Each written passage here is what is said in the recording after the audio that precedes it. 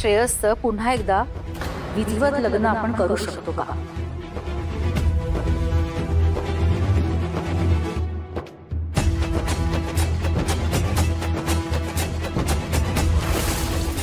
कारण तसं पाहिलं तर या दोघांचाही पुनर्जन्मच झालाय. श्रेयसचा आजारपणातून आणि आराध्याचा ऍक्सिडेंट मधून. Right right right right right actually make sense.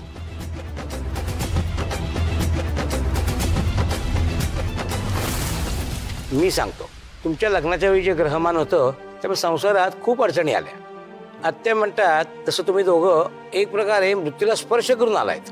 तुम्ही नव्याने आयुष्य जगता आहात. ती लग्नगाठीच्या वेळची सावली अजून तशीच आहे आत्ताच्या आयुष्यावर, म्हणून तुम्ही एकत्र राहून चालणार नव्हतं. पण पुन्हा नव्याने योग्य मुहूर्त पाहून तुमचं लग्न लावलं तर त्याने कुठलंही नुकसान तर नाहीच होणार. उलट दोघांचं भविष्य अगदी उज्ज्वल होईल आणि संसार अगदी निरंतर सुखाचा असेल. तुम्ही सर्व संकटांमधून बाहेर आलात. आता ग्रहमान अनुकूल आहे, त्यामुळे हा विवाह शुभ आणि हिताचा ठरेल यात शंकाच नाही. नव्याने सुरुवात करताना अर्थातच जुने निर्बंध नसतील.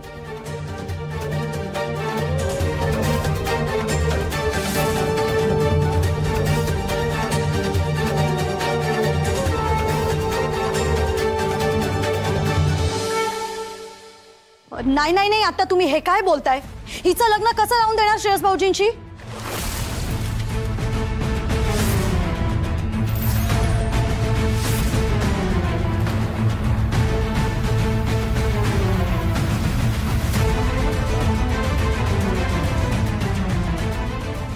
कसं लावणार म्हणजे?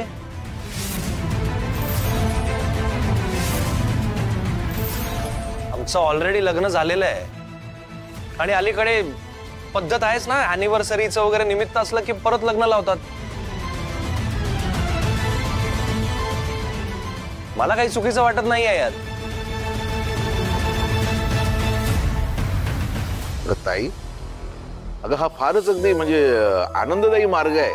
हा, तू असा मार्ग सुचवशील असं वाटलं नव्हतं मला. ग्रेट.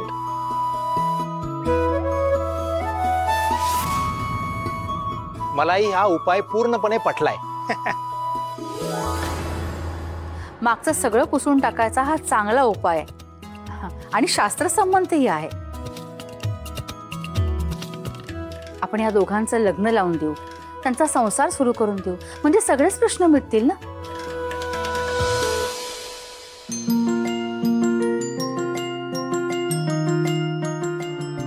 आपल्या आयुष्याची नव्याने सुरुवात होईल पुन्हा.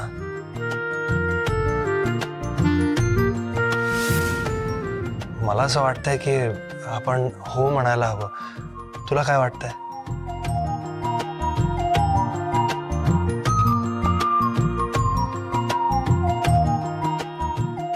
तुम्ही सगळे म्हणताय तर हेच योग्य असेल.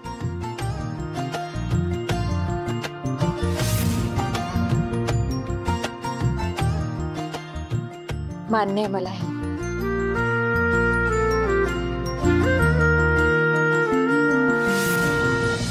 श्रेयसचं मधल्या काळातलं आजारपण, त्याचं बरं होणं, त्यानंतर घरात बरंच काही घडून गेलं. आणि हे जर घरात मंगल कार्य घडलं तर घरातलं वातावरण सुद्धा मंगलमय होईल आणि एक नवीन सुरुवात होईल. हो. मग ठरलं तर फोडा सुपारी या शुभ लग्नाची. काय?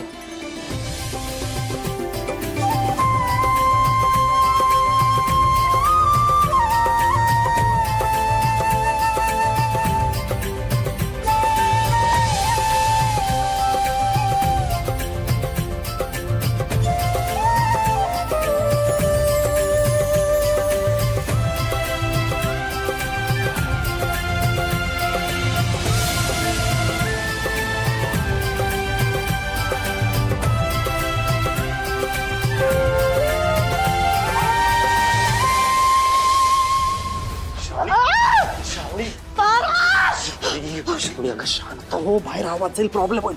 पण मग मी काय करू? अजून असं सांग ना. आपल्या डोक्यात काय होतं आणि झालं काय? त्या आत्याने ना ऐन वेळी नुसता डावल्या उलटून लावलाय तर सगळा प्लॅन बदलून टाकलाय. आधीच ती तारा आपल्या डोक्यावर बसली होती. आता जर ऑफिशियली श्रेयसची बायको बनवून टाकलं ना की संपलं सगळं, संपलं. आधीच आपल्या या घरात काहीच चालत नव्हतं अक्षय. थोडेफार काही चान्सेस होते ना, आता तेही नाही होणार. विसर, सगळं विसर. हळू, तू बोलतेस ते सगळं बरोबर आहे, पण ओरडू नको, शांत हो. काय शांत हो? काय? हळू. कोण कुठली ती पाण्यातली तारा आता आता या घरची मालकीण होणार? हा? आणि आपण काय, आपण तिच्या मागे पुढे करत राहायचो? हो अक्षय? त्या ताराने ना स्वप्नात सुद्धा विचार केला नसेल कधी की एवढ्या मोठ्या संपत्तीची ती मालकीण होणार. नाहीतर काय. आणि इथे इथे आपण त्या किरकोळ 40 लाखांच्या टेन्शन मध्ये जगतोय. श्रेयस तर श्रेयस, आता ती ताराही आपल्याला जाब विचारणार. हा? नाही नाही नाही. श्रावणी, श्रावणी, श्रावणी, काय अक्षय? काय करतेस तू? हा, शांत हो जरा. काय करायचं मग अक्षय? आपण आपली तर वाट लागली ना पूर्ण. नाही अक्षय, अक्षय असं होऊन नाही चालणार, असं होऊन नाही चालणार. मी आधीच सांगते. त्या तळपत्रीत तारासमोर लाचारून आपलं आयुष्य नाही काढू शकत अक्षय. प्लीज काहीतरी करायला हवं, ते लवकरात लवकर. अक्षय प्लीज. अगं पण काय करणार?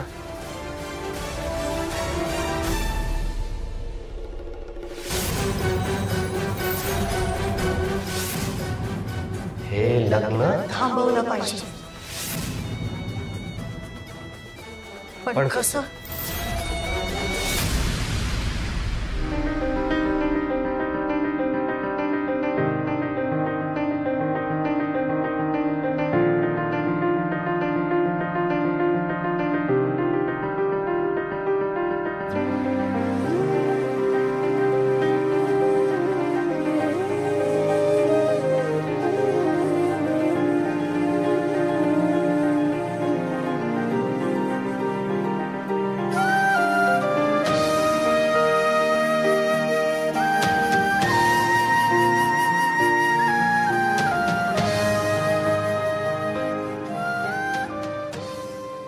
काय ग वेडाबाई, काय झालं? का रडतेस? आनंद अश्रू येते. हा? कसं सांगू मी तुला, मला किती आनंद झालाय. इतक्या दिवसांपासून इतकं प्रेम असून सुद्धा आपल्यात जी भिंत होती ती आता गळून पडणार आहे. इतक्या मनापासून ज्या दिवसाची वाट बघत होतो तो आता समोर दिसतोय मला. इतका आनंद झालाय ना मला, आनंद अश्रू येते.